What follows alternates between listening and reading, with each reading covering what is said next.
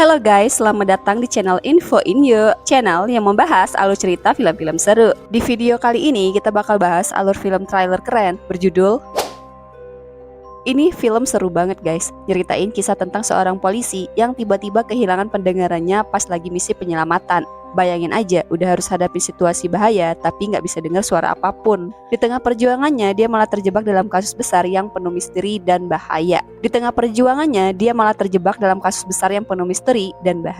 Nah, gimana caranya dia bisa bertahan dan melindungi diri dari ancaman di sekitarnya? Apa yang bakal dia lakuin buat tetap hidup dan menemukan kebenaran? Penasaran kan? Tapi sebelum itu, jangan lupa buat like, subscribe, dan aktifkan lonceng notifikasinya biar nggak ketinggalan alur-alur film seru lainnya. Yuk, kita mulai ceritanya. Film diawalin dengan di pagi yang tenang. Frank, seorang detektif pembunuhan, lagi nikmatin hari-harinya yang biasa tapi penuh kebahagiaan. Selain jadi detektif, dia juga ayah yang perhatian banget sama putrinya yang bernama Sam. Setiap kali Sam ada acara, Frank pasti datang dan bawa hadiah. Tapi hari itu, Frank dan partnernya yang bernama Slater terpaksa balik ke kerjaan. Mereka ke pelabuhan buat nanya-nanya seseorang yang dicurigai. Harusnya mereka bisa menangkap orang itu, tapi surat perintahnya malah datang terlambat. Mereka coba minta orang itu yang bernama Jimmy ini buat kooperatif, tapi Jimmy malah ngeluarin senjatanya dan nyandra temannya. Frank yang udah paham sama situasi langsung hitung peluru di pistolnya. Cuma ada 6. Waktu Jimmy nembak, beruntung banget tembakannya meleset. Frank terus ngejar Jimmy yang akhirnya masuk ke sela-sela kontainer. Di tengah kejaran itu, Frank hitung peluru yang ditembakkan Jimmy dan ternyata benar, pelurunya habis. Waktu Frank hampir berhasil nangkep Jimmy, tiba-tiba ada mobil yang lewat dan nabrak Jimmy. Frank yang gak bisa kontrol larinya malah ketabrak juga dan kena di kepalanya. Ternyata itu bikin telinga Frank berdarah dan telinganya gak bisa dengerin suara 100% lagi kayak orang normal. Beberapa bulan setelah kejadian itu, Frank sekarang harus pakai alat bantu pendengaran. Dokter bilang kondisi koklea Frank makin parah dan setelah 11 bulan sejak kejadian itu, pendengarannya turun 80%. Dokter juga ngingetin Frank buat gak sering dengar suara keras karena itu bisa bikin dia tuli permanen. Nah, malam itu Frank balik kerja, tapi dia mulai ragu apakah bisa bertahan dengan suara-suara keras di tempat kerja. Bahkan dia sampai marah ke rekan kerjanya karena ngerasa suaranya terlalu keras, padahal sebenarnya nggak begitu. Di depan mereka ada jasad 2 pengedar narkoba yang tewas tertembak, yang tentu aja jadi fokus mereka. Nah, seorang saksi pertama yang nemuin mayat itu coba jelasin ke Frank, tapi suaranya terlalu pelan. Frank minta keras, tapi tetap nggak kedengaran. Di tengah suara-suara campur aduk itu, Frank malah pusing dan akhirnya dia mutusin balik ke mobil. Besoknya Slater nyamperin Frank di bar. Frank ngekencengin alat bantu pendengarannya buat dengerin. Ternyata Slater udah dipindah ke divisi narkoboy, bukan lagi di pembunuhan. Slater coba menghibur Frank, bilang banyak polisi yang juga disabilitas, tapi kata-katanya nggak ngaruh. Frank masih terdiam dan mulai mikir berhenti jadi polisi, ngerasa dirinya nggak berguna lagi. Dengar itu, Slater nyaranin Frank buat jadi penerjemah di kasus pembunuhan karena saksi yang bisu. Penerjemah aslinya lagi cuti sampai minggu depan, dan Frank kan udah belajar bahasa isyarat, jadi dia bisa bantu.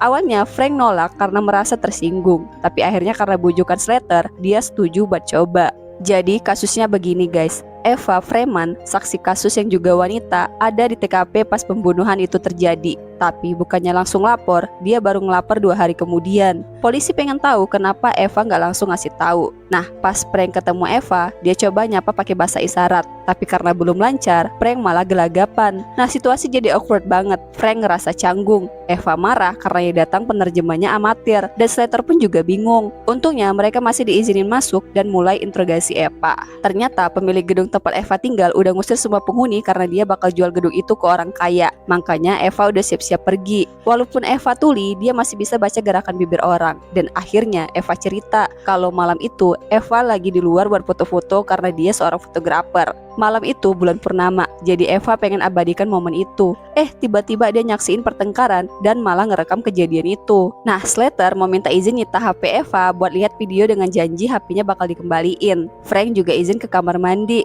dan pas dia ngubungin putrinya, dia ngerasa ada yang aneh. Frank akhirnya telusuri apartemen Eva dan nemuin ruangan untuk mencuci foto. Sebelum pergi, Eva ngucapin terima kasih karena mereka udah bantu dia. Ternyata pas Frank ke toilet, Slater nyelidikin berkas-berkas milik Eva. Dia nemuin kalau Eva punya catatan kriminal terkait narkoboy dan pernah direhabilitasi. Frank juga mulai curiga karena nemuin obat anti-overdosis di kamar mandinya. Itu ngebuat makin yakin kalau malam itu Eva nggak keluar untuk foto-foto kayak yang dia bilang. Setelah mereka pergi, Frank baru sadar kalau HP-nya ketinggalan di apartemen apartemen Eva. Dia langsung balik, tapi pas nyampe, dia lihat ada beberapa pria yang coba masuk ke apartemen Eva. Eva ternyata disekap, dan meski ada ancaman, Eva nggak bisa dengar semuanya karena dia tuli. Frank yang lihat itu nggak langsung masuk karena ada seorang pria berjaga di pintu. Tapi Frank nggak kehabisan akal. Dia naik ke lantai atas dan turun lewat tangga darurat buat masuk ke dalam apartemen Eva. Frank lihat Eva lagi diinterogasi dan dia kelihatan takut banget karena salah satu pria itu tahu dia ada di TKP. Eva nulis janji di kertas, gak akan bilang apa yang dia lihat ke polisi. Frank coba dengerin, tapi alat bantu pendengarannya hampir habis baterainya. Nah, pria bernama Mason nanya apakah ada yang lihat video yang Eva rekam. Tapi dia jawab tegas, gak ada.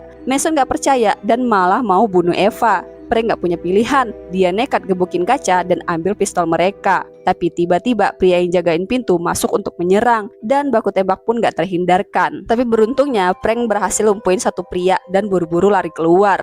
Mason langsung perintahkan anak buahnya untuk berpencar dan mengepung tempat itu. Tapi dia anehnya mencegah mereka untuk tembak Frank dan Eva. Mason sadar mereka berdua gak bakal bisa kabur, jadi dia suruh anak buahnya jaga semua pintu keluar. Sementara itu, Frank dan Eva berhasil sembunyi. Eva bingung kenapa mereka bisa tahu dia ada di situ, terutama setelah ngasih rekaman video ke Frank dan Slater. Frank sadar ada yang bocorin kasus ini. Mungkin ada polisi yang jadi pengkhianat setelah Eva nelpon tadi pagi. Frank juga nuduh Eva nggak keluar buat foto-foto, tapi beli narkoboy. Tuduhan ini makin kuat karena ada obat anti overdosis di kamar mandi Eva. Tapi di sini Eva ngelak, dia nggak pakai narkoboy lagi dan bilang alasan dia keluar malam itu karena seneng banget ada galeri yang mau pajang foto-fotonya. Terus dia minum karena bahagia dan lepas kendali. Itulah kenapa dia butuh obat anti overdosis itu. Dan alasan kenapa dia baru melapor, Eva juga baru melapor 2 hari setelahnya karena takut. Salah satu korban itu bandar narkoboy yang dulu barangnya sering dia beli. Nah, di sini Frank terdiam, kayaknya mulai percaya sama cerita Eva. Dia minta Eva diam dan kunci pintu. Sementara dia harus cepet-cepet nemuin HP-nya buat minta bantuan.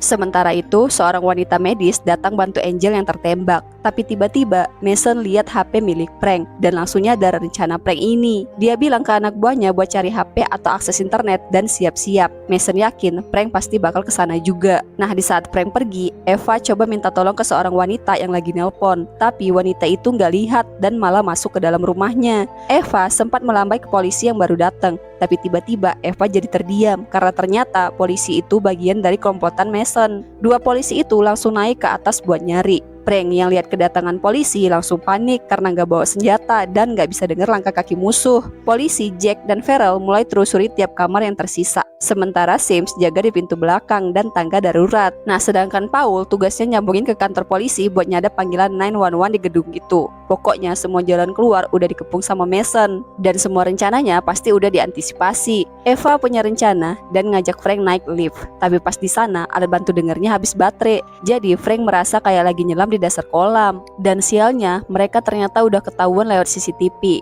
Nah, di sini mereka cari intercom darurat dalam lift. Pas semua polisi pengkhianat itu naik, Frank terus minta bantuan lewat telepon. Tapi dia nggak bisa dengar suara wanita di ujung sana. Walau gitu, dia tetap coba minta mereka hubungi Slater dan anak buahnya. Ternyata suara itu cuma operator, guys. Dan baru pas mereka pergi, teleponnya nyambung ke kantor polisi. Tapi sayang banget, mereka udah keburu pergi. Nah, 2 polisi ini udah siap mengepung Frank. Tapi Frank cuma ancam pakai pistol tanpa peluru dan masuk klip lagi. Dari CCTV, Mason tahu Frank bawa senjata. Tapi dia nggak takut karena tahu pistolnya udah habis peluru. Mason siap di depan lift, tapi tiba-tiba Eva neken tombol lantai 9 buat ngecoh mereka. Itu ternyata berhasil, dan akhirnya Mason turun lewat tangga. Frank balik ke apartemen Eva buat ambil HP-nya, dan pas dia masuk, dia langsung nodongin senjata ke Angel. Tapi wanita medis tadi yang masih ada di sana malah nyandra Eva. Angel tertawa, tapi ternyata wanita medis itu malah ngelepasin Eva karena ini bukan bagian dari pekerjaannya. Nah, karena tersudut, Angel cepet-cepet ambil HP-nya dan teriak, langsung bikin Mason balik ke lantai 9. Untungnya Eva hantam Angel sampai pingsan dan Frank bisa dapetin HP Angel. Setelah itu, Frank dan Eva sembunyi di ruangan yang lain. Saat Mason sampai di apartemen, Angel udah bangun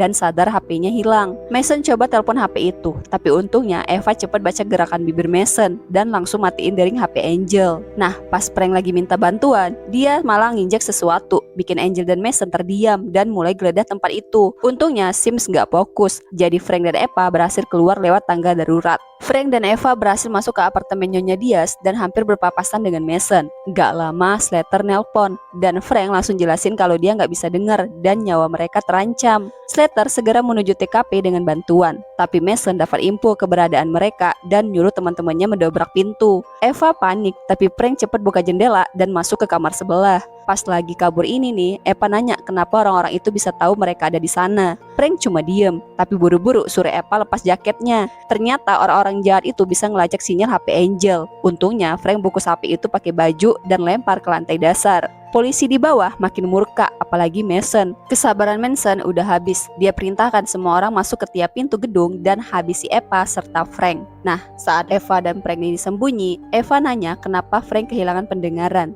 Frank cerita semuanya tentang kecelakaan yang mengubah segalanya. Bahkan penyebab dia nggak bisa jadi polisi lagi. Eva ngasih nasihat, dia bilang walaupun tuli, dia dibesarkan neneknya dengan kedewasaan tinggi. 5 tahun lalu neneknya meninggal, dan sejak itu dia pakai narkoboy. Tapi dia ingat kata neneknya, kehilangan itu berat, tapi kita harus menerima dan terus maju. Mendengar cerita hidup Eva, Frank pun terdiam. Frank juga cerita kalau dia kangen suara putrinya main gitar, tapi sekarang nggak bisa menikmatinya lagi. Nah, di sini Eva tersenyum, terus bilang dia suka pergi ke festival musik di musim panas, bukan buat dengerin nyanyi, tapi buat ngerasain kebahagiaan dari wajah orang-orang di sana. Eva juga bilang satu hal yang hilang gak bikin Frank kehilangan semuanya. Nah, dengar itu, Frank cuma tersenyum. Setelah itu, Frank lihat Slater, tapi sayangnya dia ngelihat Slater ini cuma sendirian, tanpa bantuan.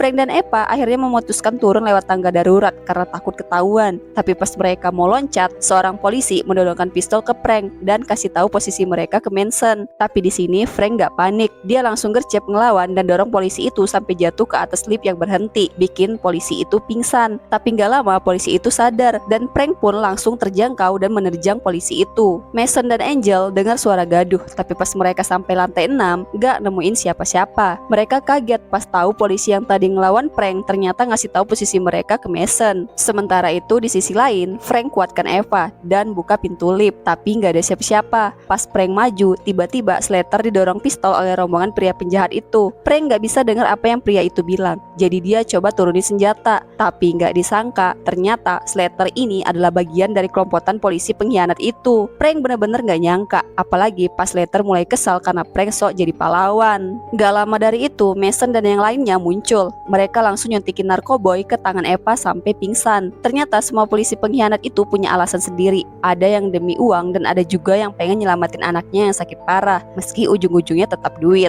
Mereka nyusun skenario supaya Eva terlihat overdosis dan mati. Slater bahkan nyoba nyogok Frank biar dia tutup mulut. Frank cuma terdiam, tapi Mason udah gak tahan. Dia akhirnya nodongin senjatanya ke Frank sampai akhirnya Frank pun mutusin buat ikut perintah mereka dan diam. Setelah semua pergi dan meninggalkan Eva yang tergeletak di kamar, ternyata Frank udah punya rencana. Dia ngelihat semua polisi itu udah masukin senjatanya. Pas dia ngelihat semua polisi itu udah masukin senjatanya, dia dengan cepat ambil pistol itu dan tutup pintu liftnya. Dia lalu pergi ke tempat Eva yang hampir aja mati karena overdosis. Buru-buru Frank masuk toilet dan ambil obat anti overdosis. Eva sempat sadar, tapi sayangnya efek obat itu cuma bertahan 10 menit. Di sisi lain, Mason udah perintahin anak buahnya untuk mengepung gedung dan ngegeledah semua tempat. Semua akses udah tertutup dan karena Mason ini udah marah banget, dia bakal bunuh Frank pakai senjatanya. Nah, di dalam Frank minta Eva pegang pistol dan dia ambil beberapa barang. Ternyata Frank mau bikin sinyal asap, tapi tiba-tiba Mason muncul dari luar. Eva panik dan nembak semua peluru sampai habis. Nah, Mason akhirnya perintahin Angel masuk buat alihin perhatian, tapi sayangnya pintunya keblokir. Pas mereka mau ditembak, Frank nyalain api. Asapnya bikin orang-orang di luar berhenti dan nonton. Mason ngelihat itu panik karena rencananya bisa gagal. Dan bener aja, beberapa mobil polisi dan pemadam kebakaran datang ke gedung itu. Sims dan Sal mutusin buat kabur, takut ketangkep. Tapi Mason nekat masuk. Nah, di sini Frank sama Eva berhasil bobol dinding. Nah, di luar Angel terus nanya saran ke Mason, tapi Mason cuek aja dan terus cari Frank. Akhirnya Angel pun mutusin buat pergi juga.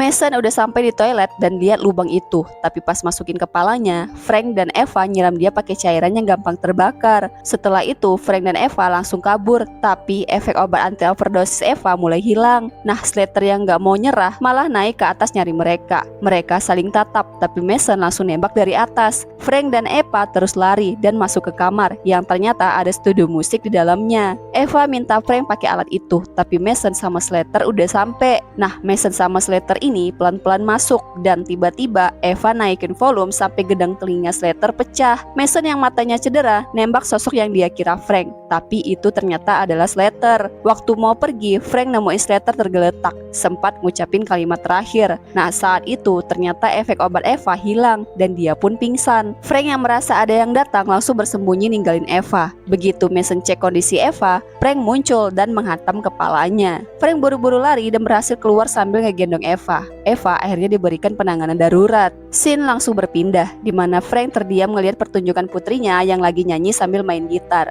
Meskipun Frank gak bisa denger nyanyiannya, dia bisa lihat ekspresi bahagia orang-orang di sana. Beberapa waktu kemudian Eva datang. Ternyata dia berhasil selamat guys. Dan apa yang dibilang Eva waktu itu ternyata benar. Satu hal yang hilang gak bikin Frank kehilangan segalanya. Dan film pun tamat.